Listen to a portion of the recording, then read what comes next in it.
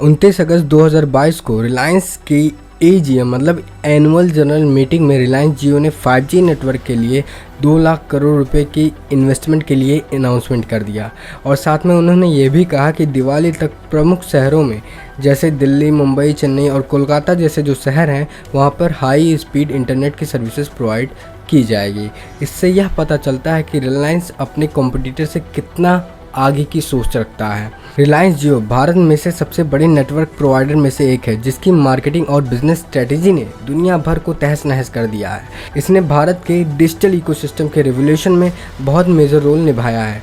साल 2016 में एक टेलीकम्युनिकेशन प्रोवाइडर के रूप में जियो ने काम करना शुरू किया और जियो के लॉन्च होने के 83 दिनों के अंदर 50 मिलियन से अधिक कस्टमर इन्होंने गेन कर लिया। आखिर वो कौन सी स्ट्रैटेजी थी जिसकी वजह से इतना मैसिव कस्टमर उन्होंने गेन किया मात्र 83 दिनों के अंदर? आइए जानते हैं। सो हेलो एवरीवन, मेरा नाम शिवांग है और आज हम बात करने वाले हैं एक नए केस स्टडी के बारे में, जो कि है रिलायंस जियो इन्फोकॉम लिमिटेड के बारे में। रिलायंस जियो इन्फोकॉम लिमिटेड, जिसे हम जियो के नाम से भी जानते हैं, और यह भारत में सबसे बड़ी टेलीकम्युनिकेशन कंपनी है जिसकी स्थापना मुकेश अंबानी ने की थी। इस कंपनी की रजिस्ट्रेशन 2007 में इन्फोटेल ब्रॉडबैंड सर्विसेज लिमिटेड मतलब IBSL के नाम से था और इसे रिलायंस इंडस्ट्रीज ने 95% स्टेक को बाई कर लिया था 2010 में, जिसकी वजह से पूरी कंपनी को अब रिलायंस इंडस्ट्रीज एक्वायर करता था। फिर 2010 में इसका नाम बदलकर मतलब कि इन्फोटेल ब्रॉडबैंड सर्विसेज लिमिटेड का नाम बदलकर रिलायंस जियो इन्फोकॉम लिमिटेड रख दिया गया। और इस कंपनी का जो कॉमर्शियल लॉन्च था वो हुआ था 2016 में और आज लगभग जियो के पास 426 मिलियन कस्टमर बेस बन चुका है। यह कहा जाता है कि जियो ने सबसे सस्ता 4G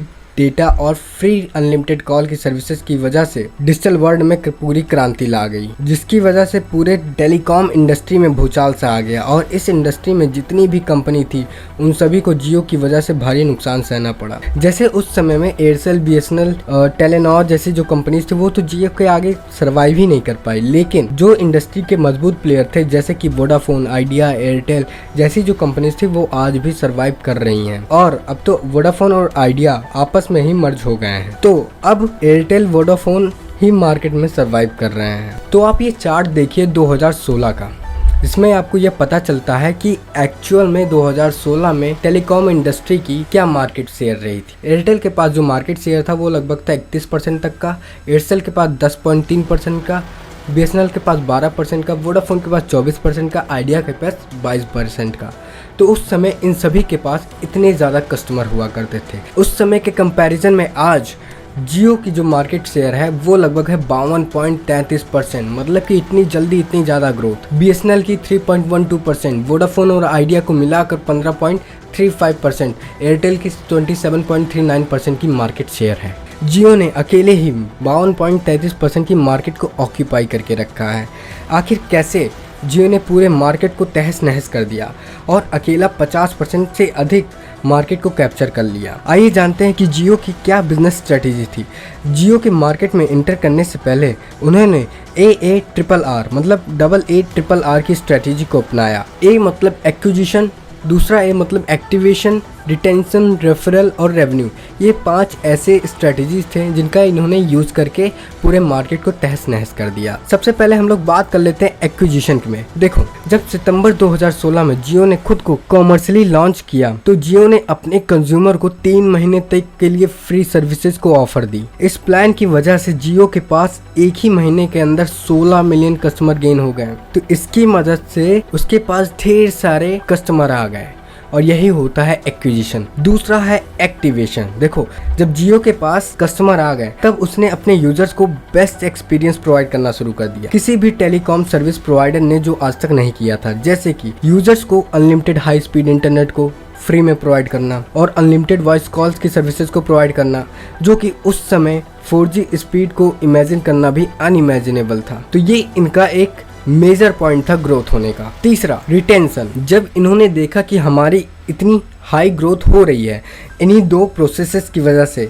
तब उन्होंने 2017 में एक नए मौके पर अपने यूजर्स के लिए फ्री सर्विसेज को और 3 महीने तक बढ़ा दिया। मतलब कि जियो ने अपने कस्टमर को 6 महीने तक फ्री सर्विसेज प्रोवाइड करती है। पूरे भारत में सबसे पहली कंपनी बनी जियो जो 6 महीने तक फ्री सर्विसेज अपने कस्टमर को प्रोवाइड करती थी। और सिर्फ 2.5 साल के अंदर जियो ने 300 मिलियन से अधिक एक्टिव यूज़र को गेन कर लिया और 2016 से पहले एयरटेल को 300 मिलियन यूज़र बेस बनाने में लगभग 19 साल से अधिक का समय लग गया था।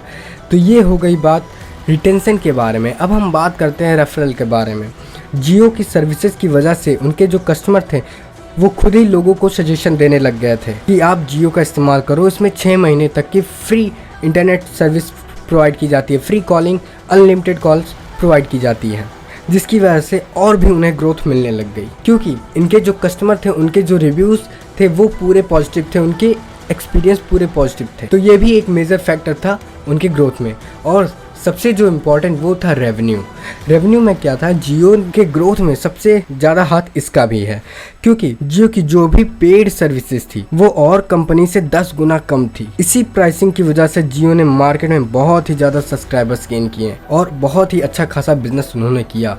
आज के समय में उनके पास 426 मिलियन सब्सक्राइबर बेस हैं। जियो 4G के इस ट्रिमेंडस सक्सेस के बाद रिलायंस जियो ने 29 अगस्त 2022 को यह अनाउंस किया था कि 2 लाख करोड़ रुपए का इन्वेस्टमेंट 5G इंफ्रास्ट्रक्चर में करेगा जियो। इससे यह पता चलता है कि रिलायंस के बड़े बड़े प्लान है जिससे कि वो पूरी टेलीकॉम इंडस्ट्री को ही चेंज कर डालेंगे। और इन बातों से आपको यह भी पता चलेगा कि एक्चुअल में रिलायंस की जो विजन है वो औरों से कितनी आगे है, उनके कंपटीटर उसके आसपास तक नहीं है। हालांकि ये 5G टेक्नोलॉजी इस 5G एरा में इंडियन टेलीकॉम इंडस्ट्री के लिए गेम चेंजर साबित हो सकता है क्योंकि हमारा देश सेकेंड मोस्ट पॉपुलस कंट्री है जिसमें पूरे 1.2 बिलियन इंटरनेट यूजर्स मौजूद हैं सिर्फ और सिर्फ हमारे देश में। और जियो भारत की पहली कंपनी होगी जो ग्लोबली 5G टेक्नोलॉजी को इंट्रोड्यूस करेगी, मतलब कि अब वो ग्लोबल कंपटीटर में कम्पीट करने वाली है, जैसे कि Samsung, MediaTek, Huawei, Nokia, Qualcomm.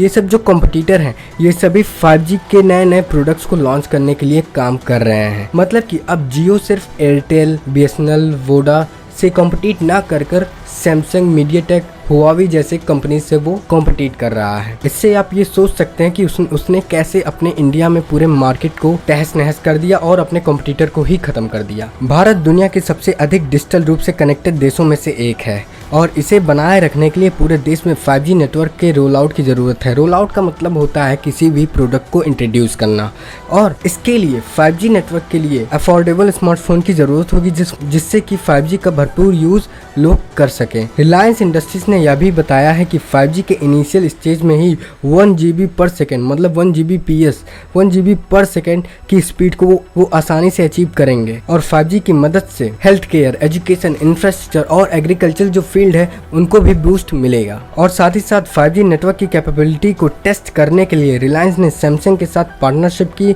और फिर कहा कि जियो 5G सर्विसेज को प्रोवाइड करने के लिए रेडी है और जो एक्सटेंसिव फाइबर एसेट्स हैं वो बहुत ही क्रूशियल रोल प्ले करेंगे 5G इंफ्रास्ट्रक्चर के रूप में। साथ ही साथ जियो ने गूगल और फेसबुक के साथ पार्टनरशिप कर लिया क्योंकि ये दोनों एक ऐसी कंपनी है जो पूरे इंटरनेट में बहुत ही बड़े पैमाने पर इनके यूजर बेस हैं, इसलिए इनके साथ इन्होंने पार्टनरशिप किया। साथ ही साथ जो गूगल और फेसबुक है दोनों ही जियो इन्फोकॉम के शेयर्स को होल्ड करती है।